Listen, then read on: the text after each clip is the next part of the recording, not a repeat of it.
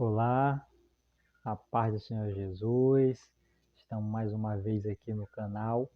Hoje é dia de aprender e, para quem não me conhece ainda, sou o Marcos Santos, sou professor de teologia pelo IBA, Instituto Bíblico Apostólico.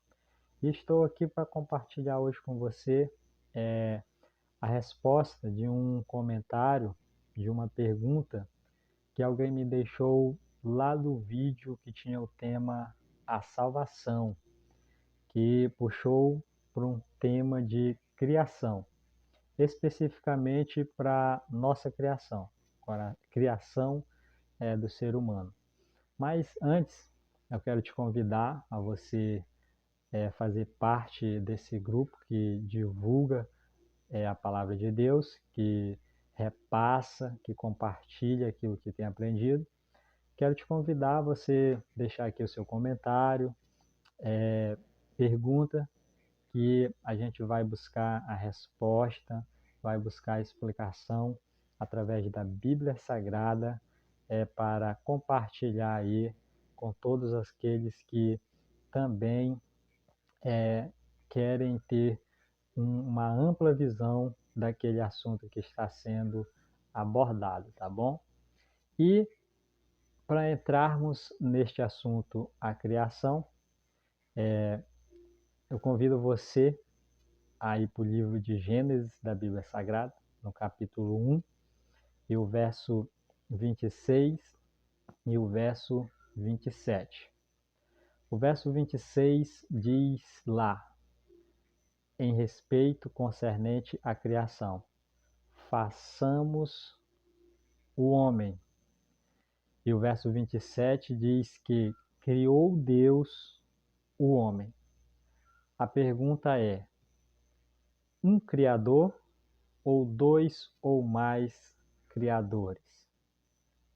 Um versículo diz que foram mais de um criador, façamos, plural. E o verso 27, logo próximo, diz que criou Deus o homem, um criador.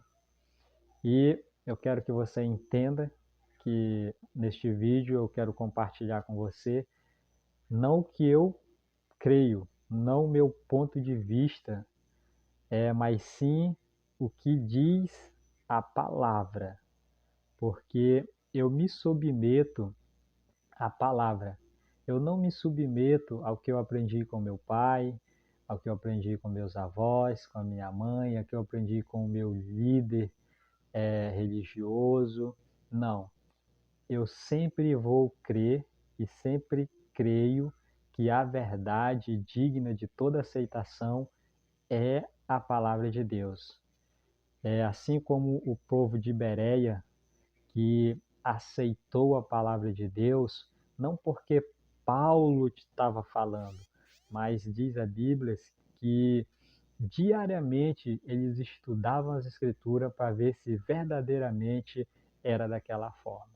Então eu quero que você entenda que não é a minha opinião que eu estou lhe repassando, que eu estou compartilhando com você, mas sim o que diz as Escrituras sobre este assunto, tá bom?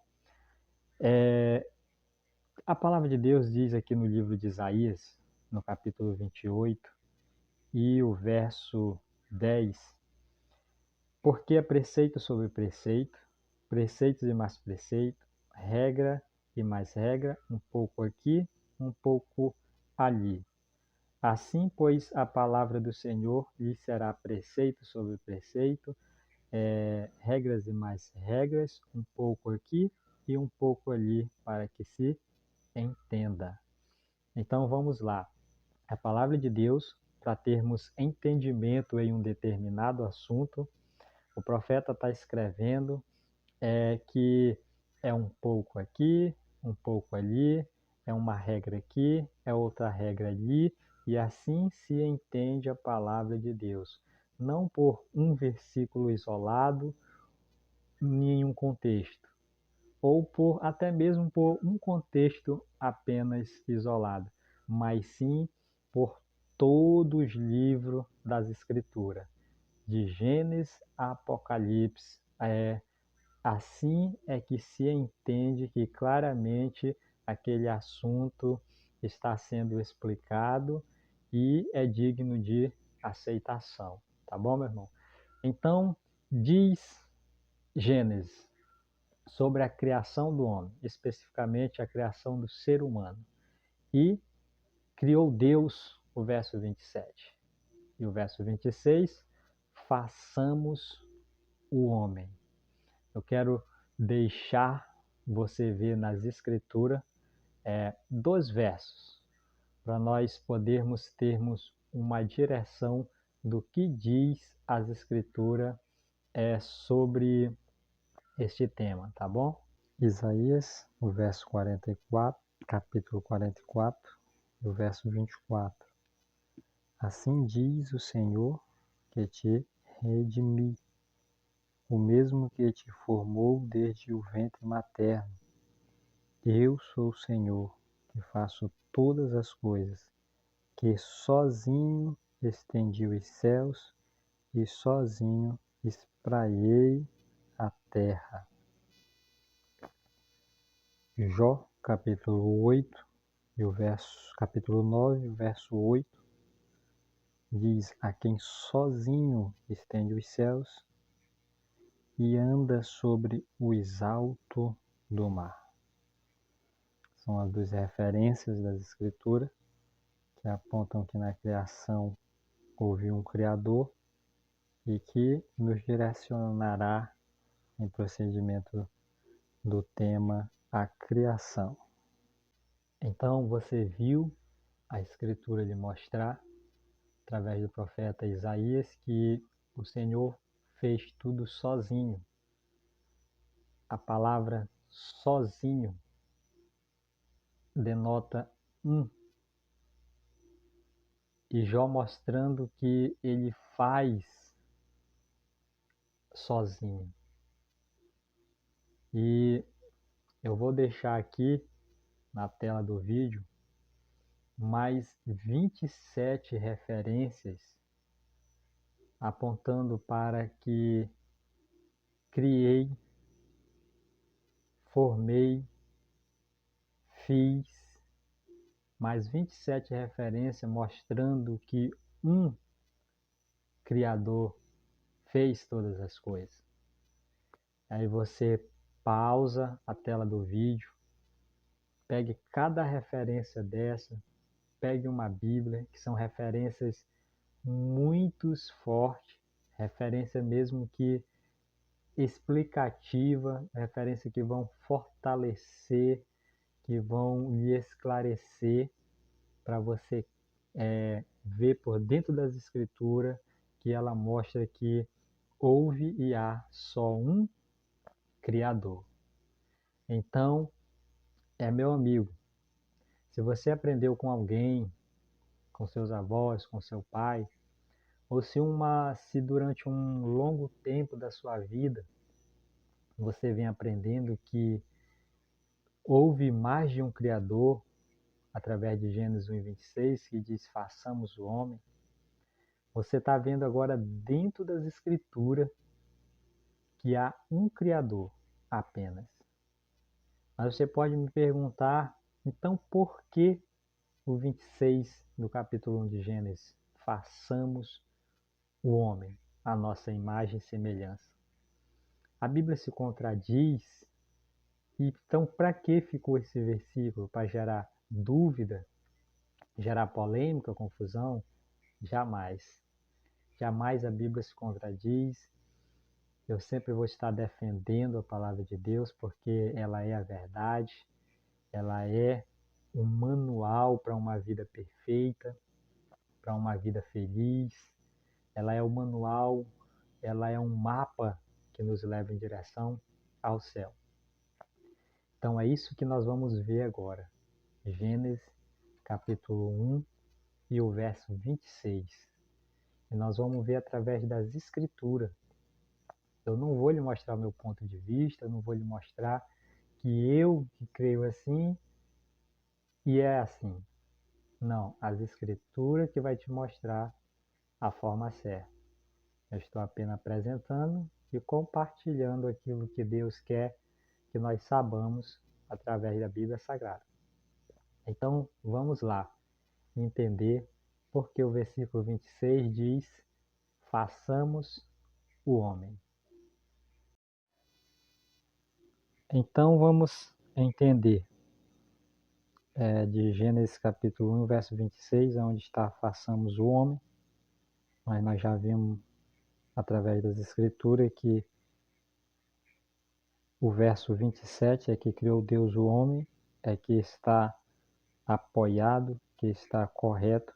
Isso não porque eu estou falando, mas porque eu e você vimos nas Escrituras. E o primeiro ponto explicativo para o verso 26, em que façamos o homem, está aqui em Efésios capítulo 1 e o verso 11. Nele digo, em quem também tomou feitos herança, havendo sido predestinados conforme o propósito daquele que faz todas as coisas segundo o conselho da sua vontade. Segundo o conselho da sua vontade. Paulo está dizendo aos Efésios que o Senhor aconselha-se a si mesmo pela sua vontade.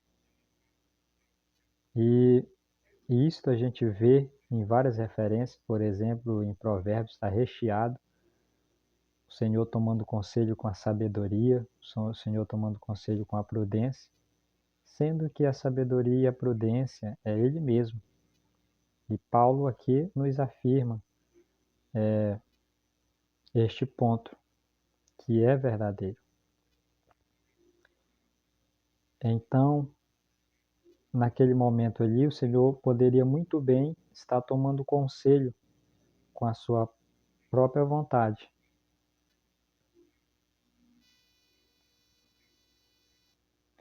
Outro ponto explicativo está em Romanos, no capítulo 4 e o verso 17, que diz como está escrito: por Pai de muitas nações te constituí, perante aquele que no qual creu, a saber, Deus, qual vivifica os mortos e chama as coisas que não são como que já se fosse. Então, uma outra explicação é que esta passagem de Gênesis 1 e 26, ela preconiza de Deus sobre a futura vinda do Filho, da matéria, do Cristo encarnado. Como também muitas outras passagens proféticas encontradas no livro de Salmo, profeta Isaías. Nós precisamos ter em mente que Deus não vive no nosso tempo, na nossa forma. Seus planos são reais para Ele, ainda que esteja no futuro, isso no que se refere a nós, seres humanos. Por isso, Paulo escreveu que ele chama a existência as coisas que não existem como que já existissem. Devemos levar em consideração o que Pedro escreveu na segunda carta, capítulo 3, o verso 8, que 1000 anos para Cristo é um dia, para Deus 1000 anos é um dia, e um dia é como se fosse 1000 anos, por causa da sua onipotência, por causa do seu poder, da sua onipresença. A onipresença é ele poder estar em todo lugar, ao mesmo tempo, tanto no passado, no presente, como no futuro. Isso é o poder de Deus. Está lá em Mateus capítulo 22 e o verso 29 diz: errai por não conhecer o poder de Deus e as Escrituras. Ou seja, para nós seres humanos, o Senhor ele é transcendental, ele é inexplicável, ele é onisciente, ele é onipotente e ele é onipresente. Ou seja, ele sabe de tudo, ele pode tudo e ele pode estar em tudo.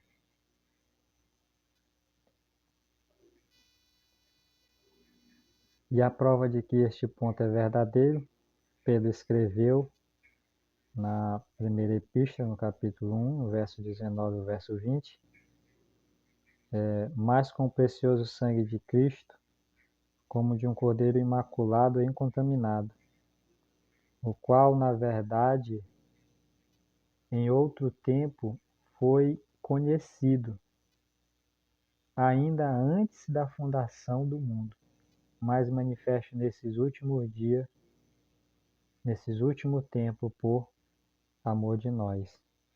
Então, se você for ver, ainda antes da fundação do mundo, ele foi conhecido, o Cristo, o Cordeiro Imaculado. Ou seja, por Deus,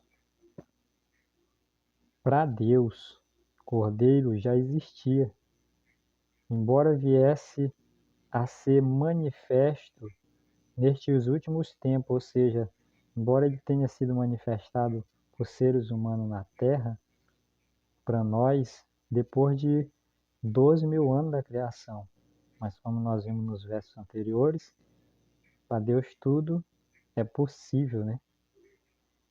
Também lá em Apocalipse, no capítulo 13, o verso 8, a palavra de Deus também vai mostrar que o Cordeiro já tinha sido crucificado mesmo antes da fundação do mundo. Isso na mente de Deus.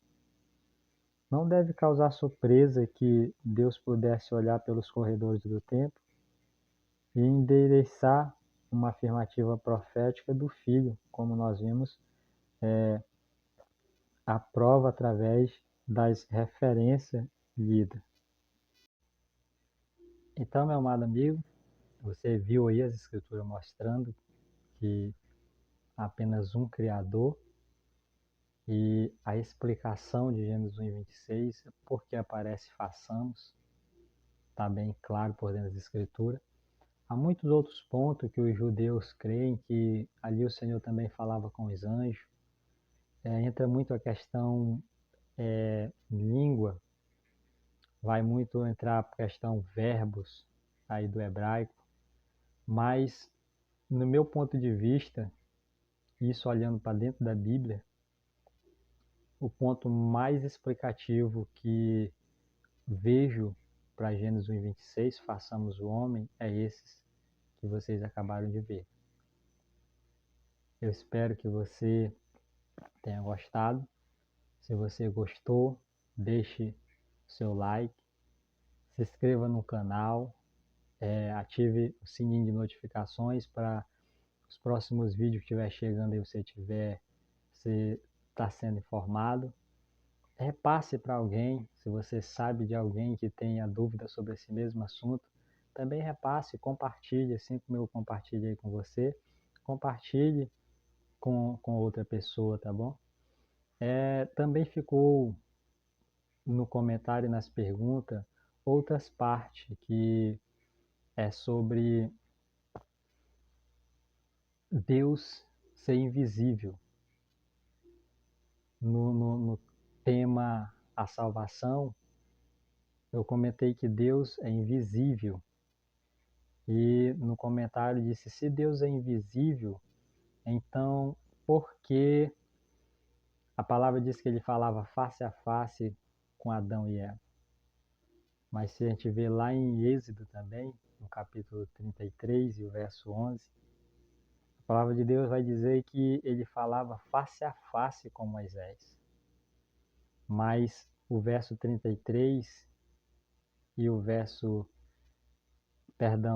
18 e o verso 20 do mesmo capítulo de Êxodo, Moisés vai dizer, Senhor, eu quero ver a tua glória, eu quero ver a tua face. E o Senhor disse para ele, Moisés, num dia que tu não pode me ver a face, porque um dia que um homem me vê minha face, certamente morrerá. Só que não se pode explicar tudo em um vídeo, porque senão fica muito longo e sem entendimento. Então isso aqui também já vai ficar uma janela aberta para um próximo vídeo. Outro ponto também no comentário foi de Atos 1:8, que o Senhor disse, eu irei, mas deixarei com vós o Espírito Santo. dando a entender que o Senhor Jesus é um, o Espírito Santo é outro.